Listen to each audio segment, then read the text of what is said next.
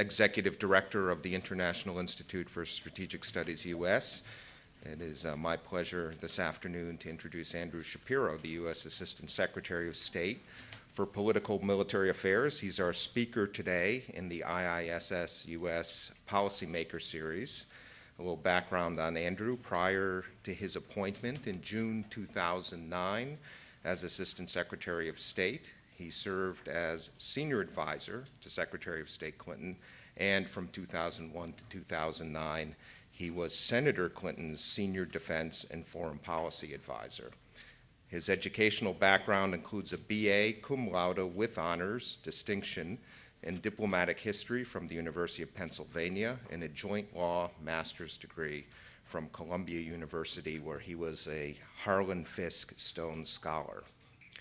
Before his government service, Andrew served as a senior research assistant at the Washington Institute for Near East Policy, which is where he and I first met in the early 90s, and later as an associate at Covington and Burling.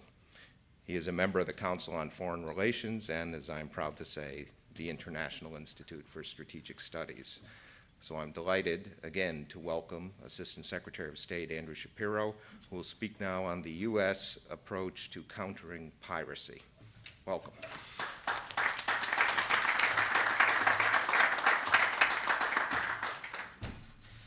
Well, thank you, Andrew, for that kind introduction. Before I get started, I want to acknowledge that one of the architects of our counter-piracy strategy, who recently left the State Department, Turk Maggi, is here. He was a longtime veteran of State Department Bureau of Political Military Affairs. We were sorry to see him go. And a lot of our work in this area builds on the foundations that he helped develop. I'm also delighted to be giving this speech on piracy at the IISS, which for more than half a century has been one of the leading think tanks in international affairs, not just in the UK, but in the world. I cannot think of a better venue to speak with you about the challenges of piracy emanating from Somalia that now threatens maritime traffic across the entire Indian Ocean. IISS highlighted the problem of modern piracy before many were aware that it existed. It was this organization that presciently warned in 2007 of the threat piracy would grow and spread, and IISS has continued to speak out against this international scourge. Piracy is an age-old problem. Pirates in the Mediterranean plagued the Roman Republic. In the 16th and 17th century, piracy bedeviled European merchant ships in the Caribbean and elsewhere. America, too, confronted piracy in its earliest days. In the late 18th and early 19th centuries, U.S. merchant ships and crews were subject to routine attacks by pirates from the Barbary states of North Africa. For years, it was deemed cheaper to pay them off than to fight. Then, as now, this answer proved counterproductive and unsustainable.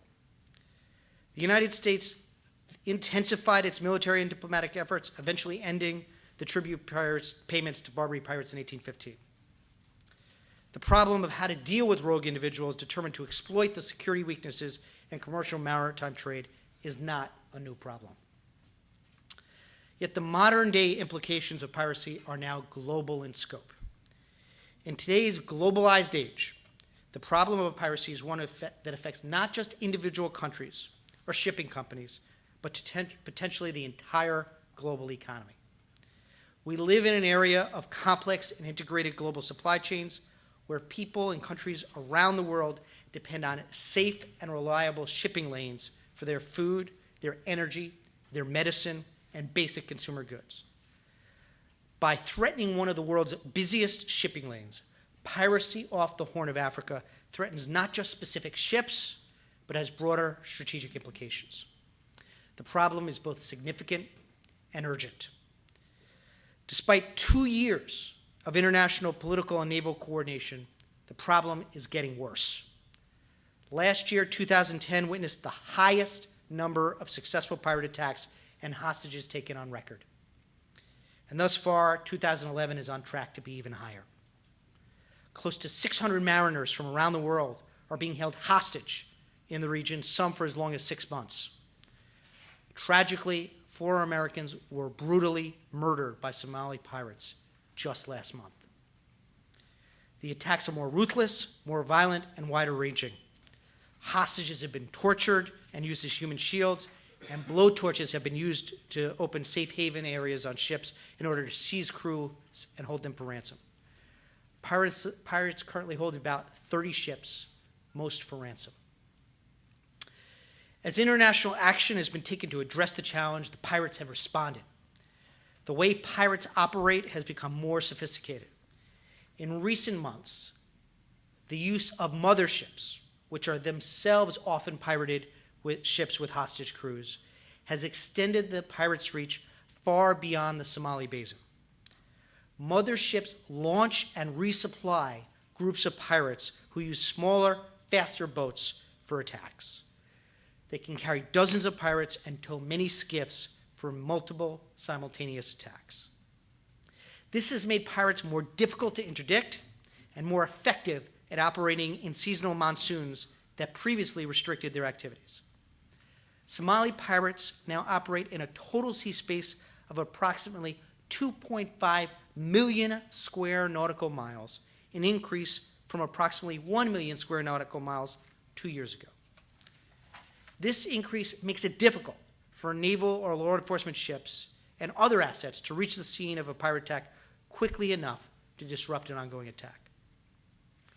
At Secretary Clinton's direction, we are intensively reviewing our counter-piracy efforts to determine an even more energetic and comprehensive approach to respond to piracy in the Arabian Sea, Gulf of Aden, and the Indian Ocean region. As we move forward, we are looking into many possible courses of action that seek to overcome the ongoing challenges of piracy. In the near and midterm, we plan to focus on several approaches that have the potential to significantly increase risks to the pirates while reducing by equal measure any potential rewards that they may gain. We are considering a broad range of options, from intensifying naval operations to pursuing innovative approaches to prosecute and incarcerate pirates through innovative national and international approaches. Furthermore, we are looking at additional ways to more aggressively target those who organize, lead, and profit from piracy operations, including disrupting the financial networks that support them. But before I go into depth on our way forward, let me discuss briefly the actions that we have already underway. To address the problem, the United States has from the beginning adopted a multilateral approach. Piracy affects the international community as a whole and can only be effectively addressed through broad, coordinated, and comprehensive international efforts. In January 2009, we helped establish the contact group off the coast of Somalia, which now includes over 60 nations, as well as international and industry organizations, to help coordinate national and international counter-piracy policies and actions. We have also developed an integrated, multidimensional approach towards combating piracy that focuses on security through the projection of military power to defend commercial and private vessels, prevention through best practices measures conducted by the private sector, and deterrence through effective legal prosecution and incarceration. I'll now expand on each of these areas. First, security. In an effort to prevent attacks, the United States established Combined Task Force 151, a multinational task force charged with conducting counter-piracy naval patrols in the region. The objective of this combined task force is to secure freedom of navigation for the benefit of all nations. It operates in the Gulf of Aden and off the eastern coast of Somalia, covering an area of over 1 million square miles. In addition to this effort, we have a number of coordinated multinational naval patrols off the Horn of Africa. NATO is engaged in Operation Ocean Shield. The European Union has Operation Atalanta, and other national navies in the area conduct counter-piracy patrols as well. On any given day, up to 30 vessels from as many as 20 nations are engaged in counter-piracy operations in the region, including countries new to these kinds of efforts like China and Japan. U.S. Naval Forces Central Command, NAVCENT, has also worked with partners to set up a 463-mile-long corridor through the Gulf of Aden, called the Internationally Recommended Transit Corridor, or IRTC for short. This transit zone for commercial shipping is heavily patrolled by naval forces and used by some countries for convoy operations. Use of the IRTC has been successful in reducing the number of attacks within the corridor.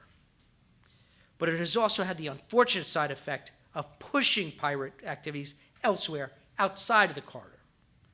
Naval forces are limited in their ability to disrupt attacks beyond the IRTC. There are simply an insufficient number of ships, helicopters, and overhead surveillance assets to patrol much beyond the corridor. International naval cooperation will continue to be necessary for the foreseeable future to help protect shipping and interdict pirate attacks. But naval presence on its own will be insufficient to prevent or measurably deter piracy beyond the IRTC. There is just too much open water to patrol. The second area we have focused on is prevention. Any effective approach to combating piracy must involve the private sector. To prevent pirate activity, we have encouraged the commercial and private vessels to take action to prevent piracy before it happens. The shipping industry is increasingly implementing industry-developed best management practices to prevent pirate boardings before they take place. These guidelines were developed to identify self-protection measures that have proven successful in preventing boarding and seizure and enabling rescues by naval forces when boarded.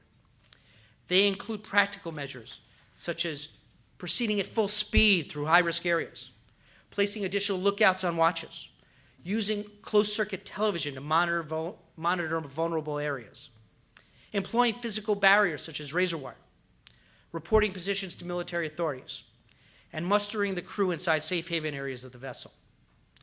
These measures, when properly implemented, remain the most effective manner to protect against pirate attacks. At the same time, there are vessels using the shipping lanes along the coast of Somalia that do not implement these recommended security measures. Approximately 20% of all ships off the Horn of Africa are not employing best management practices or taking proper security precautions. These 20% account for the overwhelming number of successfully pirated ships. These companies either deem these measures as not cost-effective, or they unrealistically, some might say wishfully, assume that military forces will be present to intervene if pirates attack. As a result, some in the industry have been unwilling to invest in the basic security measures that would render them less vulnerable to attack. We continue to discourage ransom payments and to actively seek to deny the benefits of concessions to hostage takers. The increase in attacks over the last year is a direct result of the enormous amounts of ransom now being paid to pirates. The United States has a long tradition of opposing the payment of ransom, and we have worked diligently to discourage or minimize ransoms. But many governments and private entities are paying, often too quickly, and to the detriment of future victims, the escalating ransoms that enable the pirates' predatory behavior. Some consider it the cost of doing business. However, every ransom paid, which now averages $4 million per incident, and has reached as much as $9.2 million, further institutionalizes the practice of hostage taking for profit and funds its expansion as a criminal enterprise.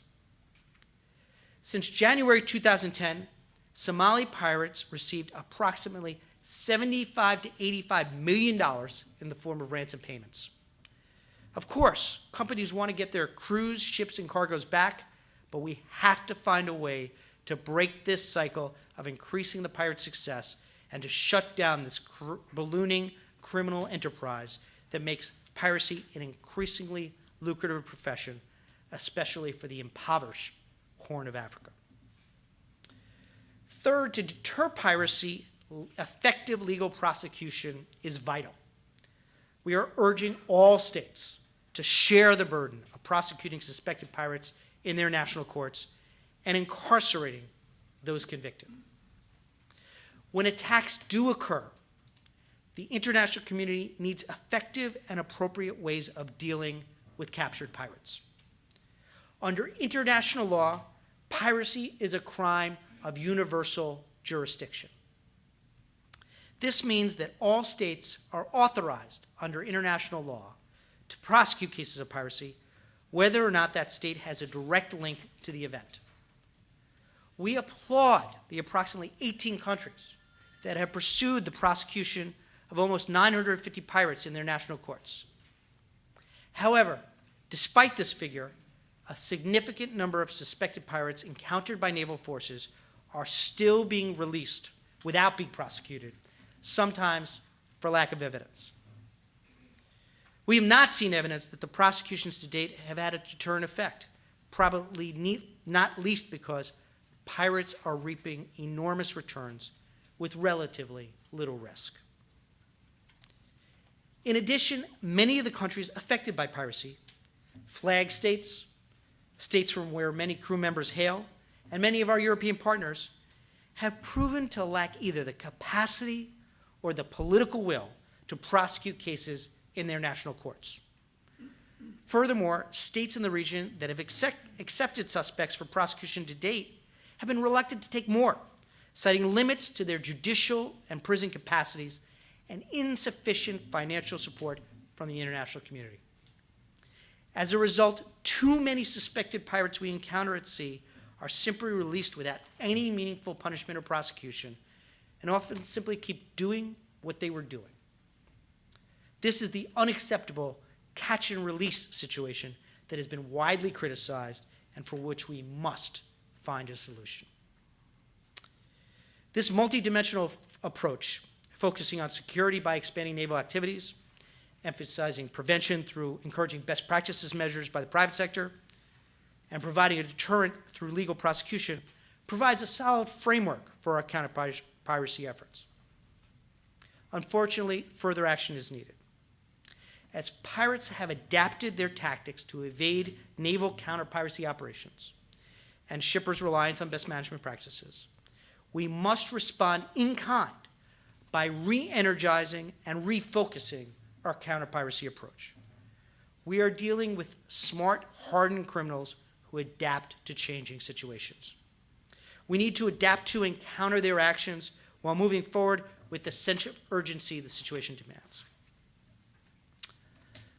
Before I continue, it is important to recognize that piracy's root cause is state failure in Somalia and cannot be resolved exclusively through naval patrols and interdictions.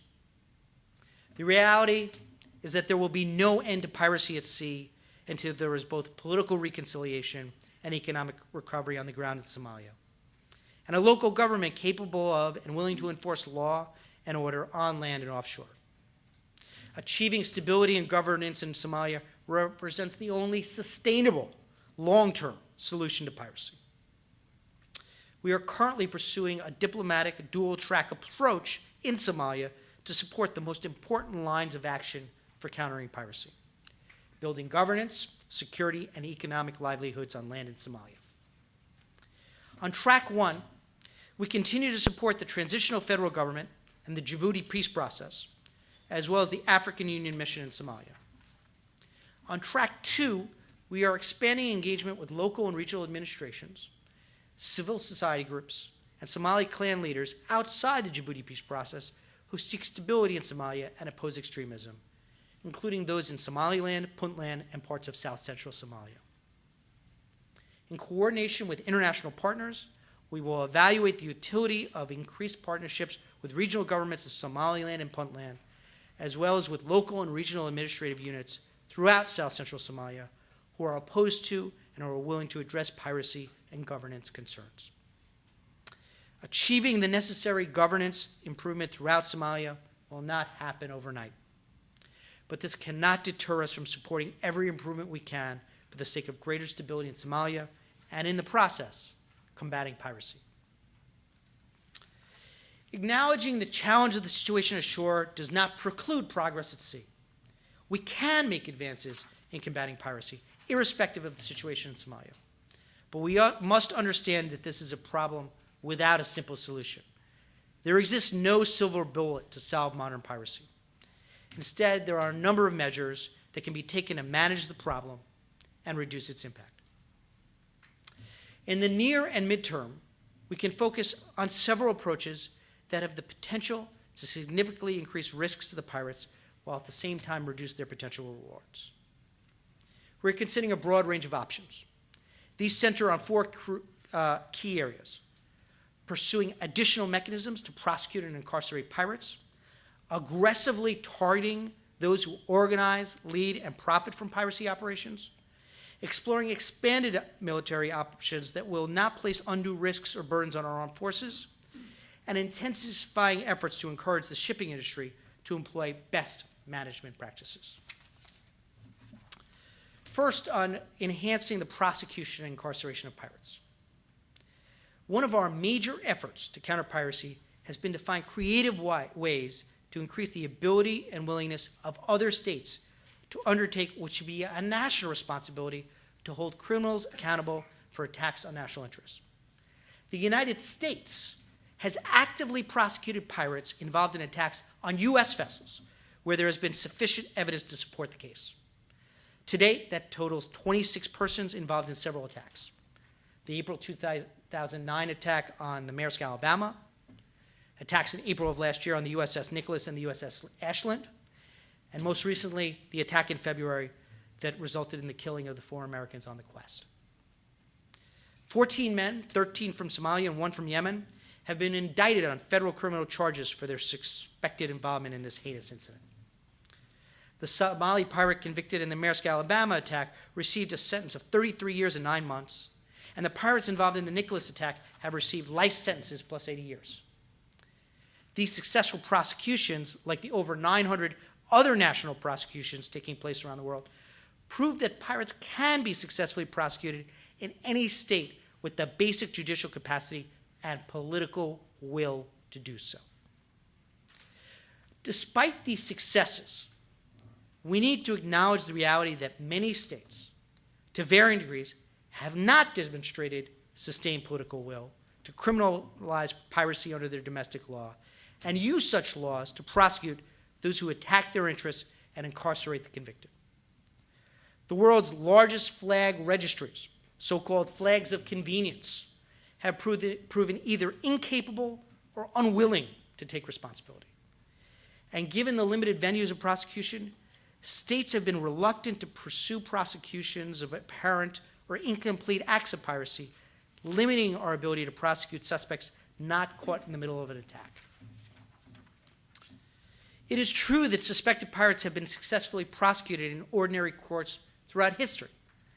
Because of this, the administration has previously been reluctant to support the idea of creating an extraordinary international prosecution mechanism for this common crime. Instead, the administration has focused on encouraging regional states to prosecute pirates domestically in their national courts. However, in light of the problems I've described to you today, the United States is now willing to consider pursuing some creative and innovative ways to go beyond ordinary national prosecutions and enhance our ability to prosecute and incarcerate pirates in a timely and cost-effective manner.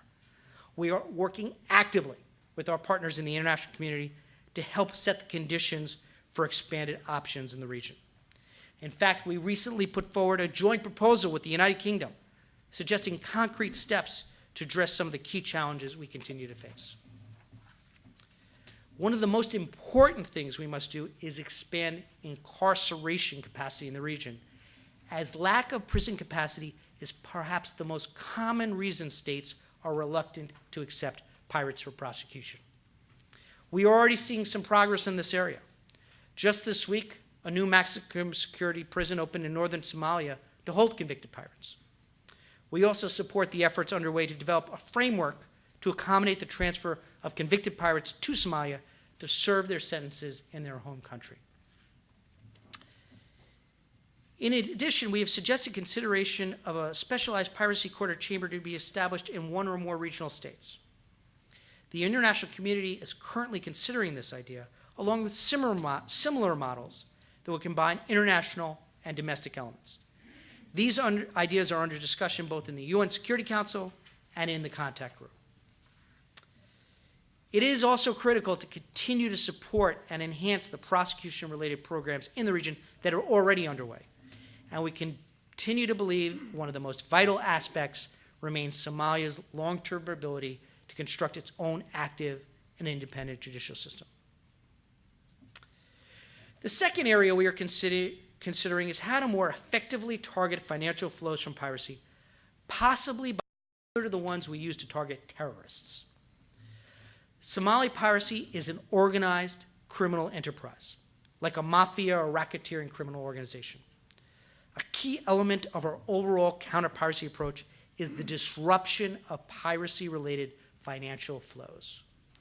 A significant effort must be made to track where pirates get their fuel, supplies, ladders, and outboard motors in Somalia and in other nearby countries, and to explore means to disrupt this supply. Most importantly, we must focus on pirate leaders and financiers to deny them the means to benefit from ransom proceeds. They must be tracked and hunted by following the money that fuels their operations using all available information. This should include by tracing the money that fuels their operations with the same level of rigor and discipline we currently employ to combat other transnational organized crime. This is particularly critical considering the recent uncorroborated open source reports of possible links, direct or indirect, between al-Shabaab and Somalia, specifically al-Shabaab-linked militia and pirates. Al-Shabaab and the pirates operate largely in separate geographic areas and have drastically opposed ideologies. However, we have seen reports that al-Shabaab is receiving ad hoc protection fees from pirate gangs working in the same area. Obviously, this is concerning. Let me be clear. While we have seen no evidence to date of direct ties between the two groups, it would not be uncommon for criminals working in the same ungoverned space to share resources or pay kickbacks to one another. Finally, it is time to explore additional means to map and disrupt the financial flows and criminal masterminds behind the business of piracy before any links are solidified or money is put into the pockets of a group responsible for terrorist attacks. At the beginning of March, the United States hosted a meeting of contact group members at which the international community began discussing the development of methods to detect, track, disrupt, and interdict illicit financial transactions connected to piracy and the criminal networks that finance piracy. As we make progress and pirate leaders are identified, we should press local authorities in the piracy-affected region to take action against these leaders and either prosecute them or turn them over to other states for prosecution. Piracy is impacting Americans, Africans, and others' lives around the world, and we should devote resources to measure it to the problem. The third area we are exploring for increased action involves additional ways to work with the Department of Defense, with our Department of Defense colleagues to take further action at sea, focusing on steps that would have real impacts on pirate activity without overextending our military. For its part, the United States Navy is already taking proactive measures to remove pirate boats from action when they can do so without unduly risking human life or unnecessarily expending scarce resources. Just last week, U.S. naval forces successfully answered a Philippine-flagged merchant vessel's distress call as pirates attempted to board. U.S. forces already in the area as part of Operation Enduring Freedom fired warning shots, causing the pirates to flee and foiling the attack. As American assets were already on the scene, the U.S. military was ready and able to respond without stretching our armed forces to them. We at the State Department need to continue to work with our DoD colleagues to explore using other tools at our disposal to further disrupt pirate vessels at sea. Of course, we must always act in a fashion that does not cause the situation on land in Somalia to worsen. Fourth and finally, we must intensify our efforts to encourage commercial vessels to adopt best management practices. The best defense against piracy is vigilance on the part of the maritime industry. The vast majority of successful pirate attacks are against ships that do not adopt best management practices.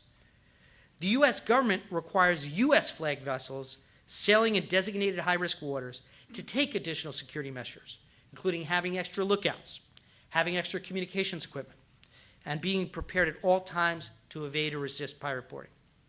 I would also note that to date, not a single ship employing armed guards has been successfully pirated.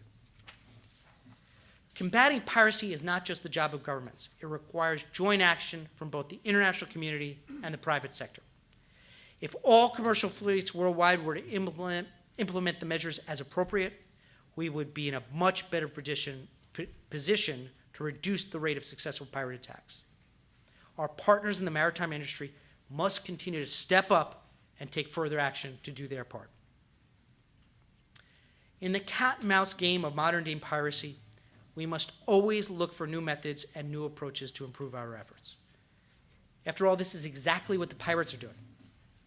I believe we have the right multifaceted framework in place to address the challenge, focusing on security by expanding naval activities, emphasizing prevention by encouraging best practice measures by the private sector and dissuading lavish ransom sums, providing a deterrent through enhanced legal prosecution, and efforts to disrupt the financial flows. All of these provide a solid way forward. There is much work to do in the coming months and years, but through the shared commitment of the United States and the international community, the challenge of modern-day piracy is one that we will surely meet. Thank you, and with that, I'm happy to take your questions.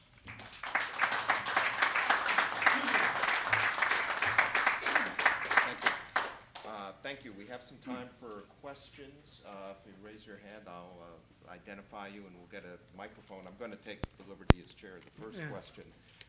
You mentioned some circumstantial links between Al-Shabaab and the Somali pirates. Have you seen other links, perhaps to state sponsors or benefactors or other international criminal groups or enterprises that might also be involved? Thus far, we have no evidence that we're willing to take to the bank. But as I mentioned during the speech, it's not uncommon for those who operate in ungoverned spaces to use the same types of networks and same types of methods. So and one of the issues why it's so important that we act aggressively now is to forestall the possibility of these links deepening and creating a more entrenched links between these types of groups. Okay, the floor is open. Questions? Yes, please. Wait for the microphone. If you could identify yourself and your affiliation. My name is Sean Kelleho. I'm a graduate student at American University. I was wondering how the efforts that you've just discussed could be connected to the efforts of African organizations to improve their maritime security and also just generally make their maritime sector more prosperous. Thank you. Well, we do work with many African nations on improving their maritime capabilities, and we do that in a bilateral relationship as well as through multilateral fora. However, the problem, of course, is that Somalia is an ungoverned space in the area where pirates are originating from. So while we can work with the neighbors who are impacted on this, on building up their own maritime security sector and improving their capabilities, that isn't enough, and will continue to require a robust international effort to react to the problem of piracy. Harlan Allman. Wait for the microphone, please, right here.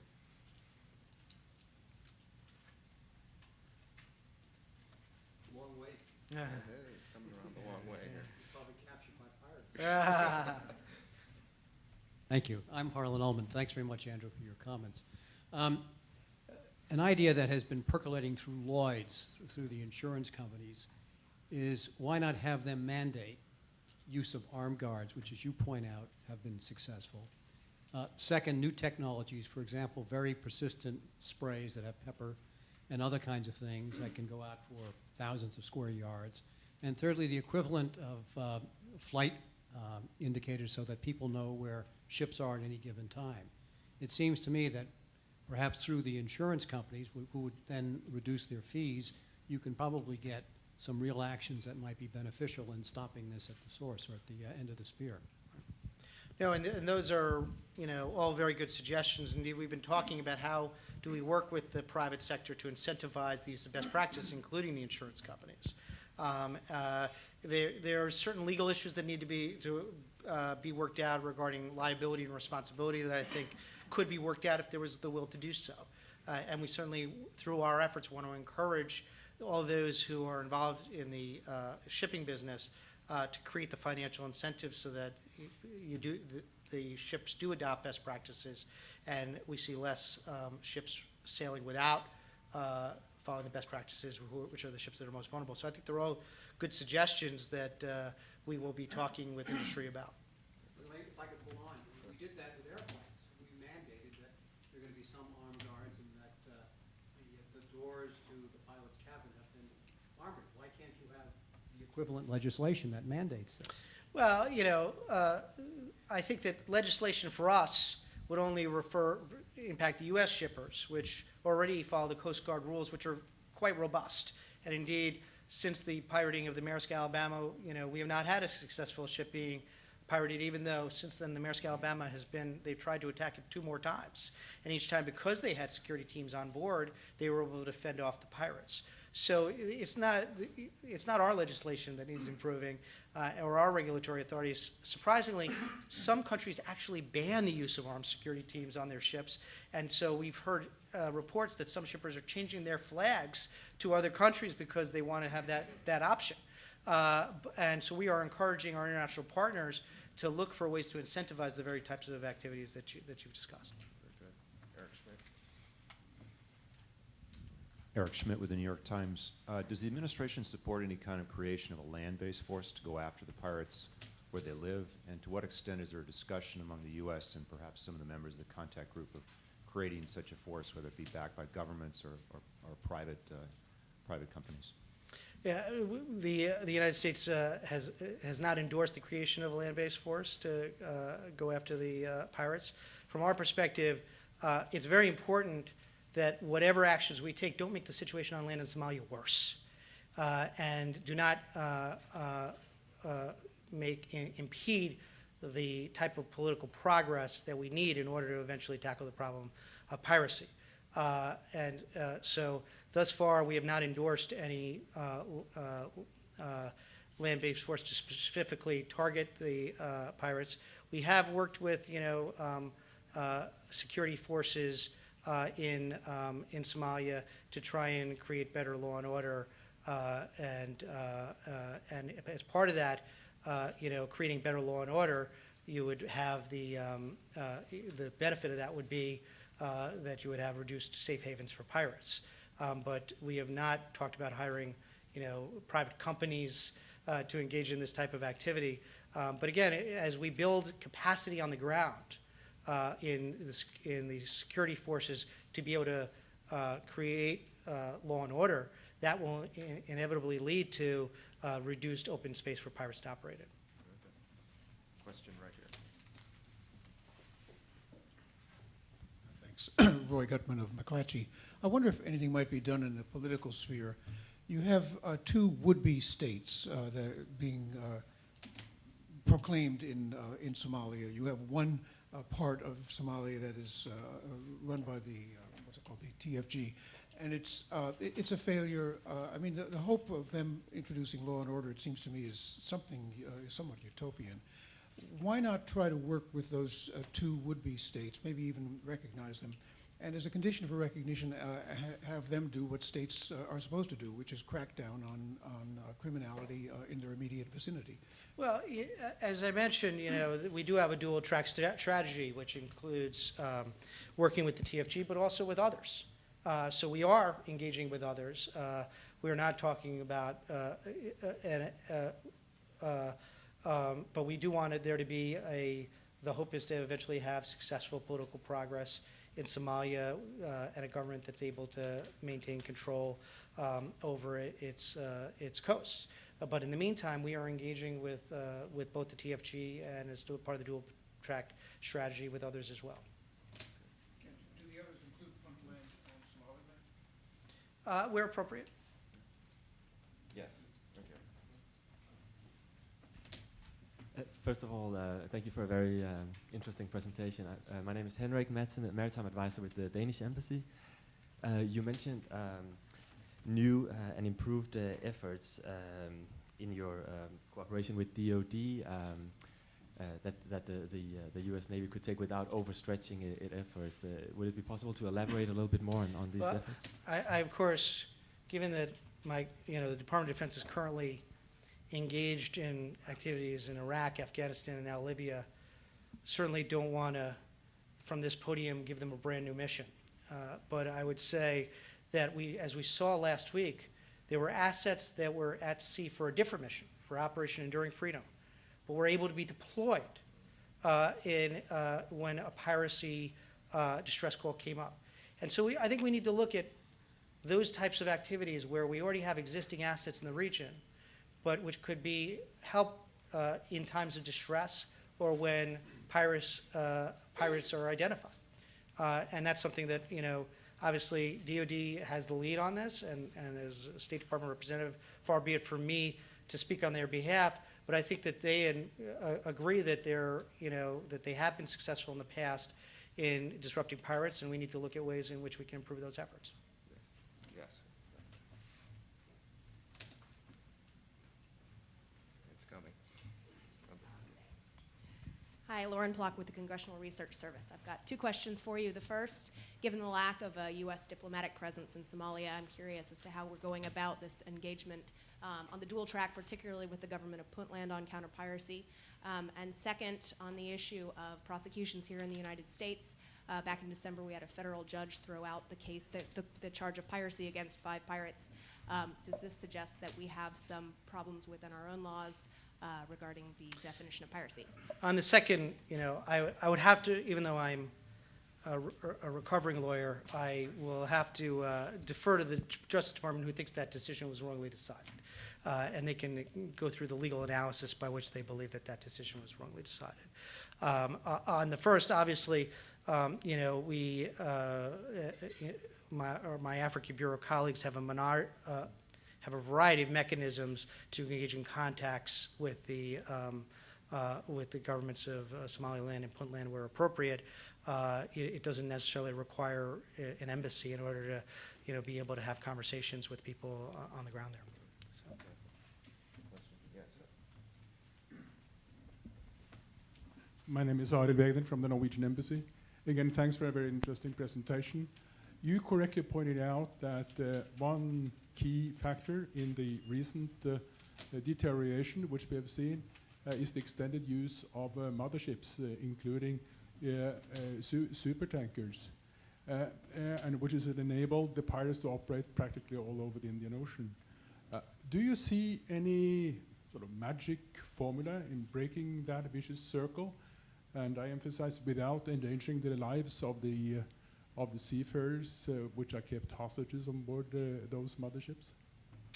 Well, we have seen, most recently we saw just in the last week, the Indian government came and freed an Iranian crew from a mothership that they had heard, which was engaged in an attack on another ship.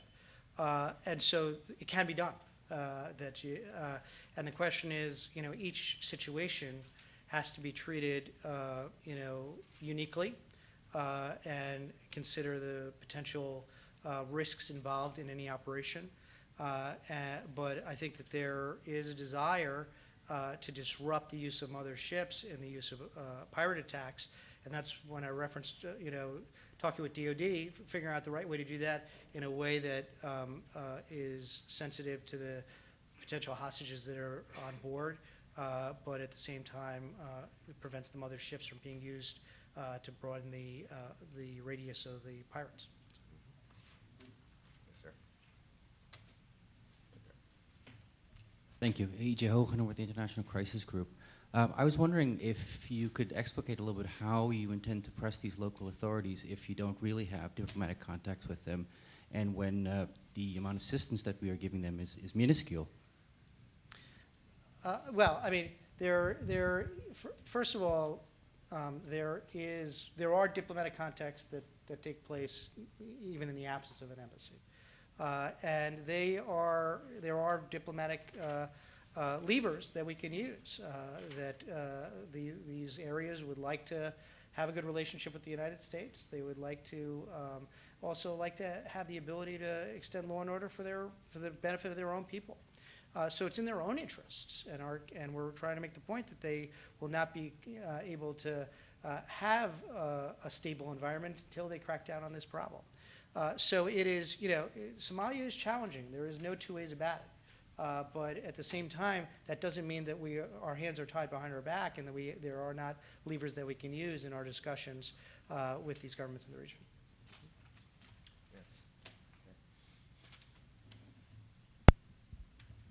Yes, thank you. Kay Cannon with U.S. Aerospace Industry.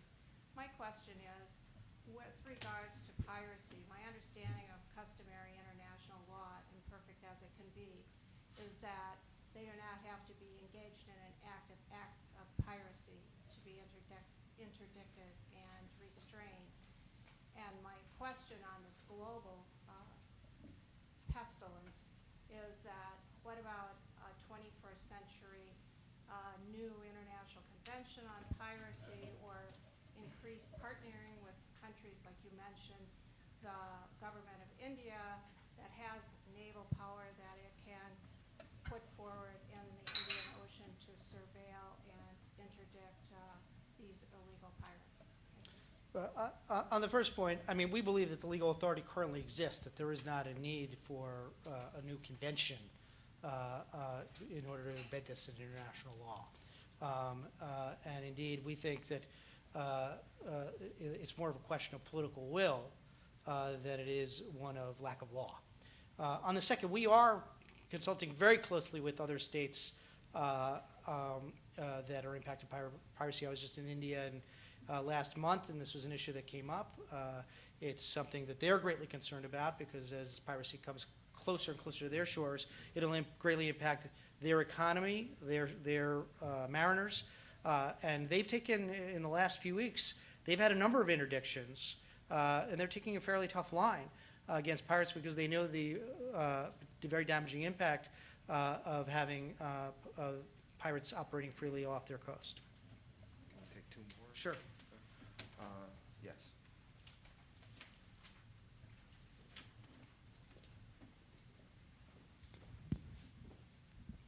Julianne McKellogg, Voice of America. You mentioned expanding options, going beyond ordinary prosecution measures. Can you talk a little bit more about what you guys are considering? Well, this is something that's under active discussion both at the United Nations and the contact group. But as I mentioned during the speech, there are creative ideas like regional chambers.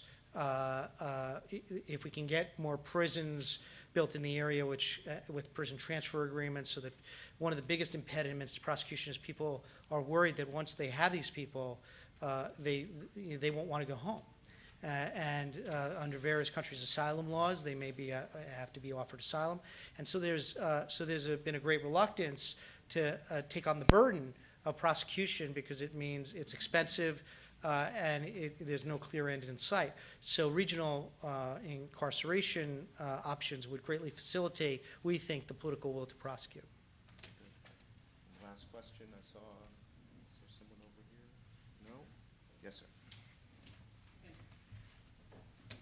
I have two questions. First, my name is Mohammed Hassan from the Voice of America. The first question is, there are arguments saying the resources allocated to fight the piracy on the seas are far, far greater than those allocated to fight them inland. For example, Puntland Authority have tried to free a Danish family, and they have been frustrated for some time to the extent that they have contracted with the infamous Saracen International Company, and they have been saying that the international community was unhelpful to help us fight piracy on the land. So if you could elaborate more on that. And the second question is that some people are becoming sympathetic to pirates, even though they don't agree with their actions, because they say some international companies are dumping nuclear wastes on the Somali coasts. So they're treating them as defenders, even though they don't agree with their actions. Yeah, and I've seen on the second, there's been this argument that the reason why piracy took off was because of the overfishing and in the area. I had not, I'll be honest, I had not heard the dumping nuclear waste argument before. But what we found is that we don't see a direct link between any coastal incursions to development piracy. We think it's been developing because it's good business and people can make a lot of money at it. And in the lack of law and order, there's nothing to prevent it. And people are making more money at it, and it's going to continue to grow as long as they make more money. As far as the resource allocation argument, you know, we are looking for ways to support development of the rule of law on the ground in Somalia. But as I pointed out earlier, it is a very challenging region in which to operate. And so, without a functioning, you know, fully functioning government, with a, you know, a current combat occurring between TFG and Al-Shabaab, with you know, various different clan disputes, it makes it hard to focus the resources in a way that would you know, help solve this problem. We are trying where we can to help the development of rule of law institutions, which eventually we hope will pay off. But in the meantime, you know, it is a very challenging environment in which to work. We think that we're hopeful that we'll be successful in the long term, but in the short term, we still have to do what we can to protect ships, and that's going to be expensive. Andrew, I appreciated at the beginning your recognition of the IISS work in the area of counter-piracy, and that work continues. And I especially appreciate that you, in your capacity as Assistant Secretary of State, chose the IISS today to deliver such an important and comprehensive statement on U.S. counter-piracy policy and policy toward the Horn of Africa. So thank you for that today. That's very good. Thanks.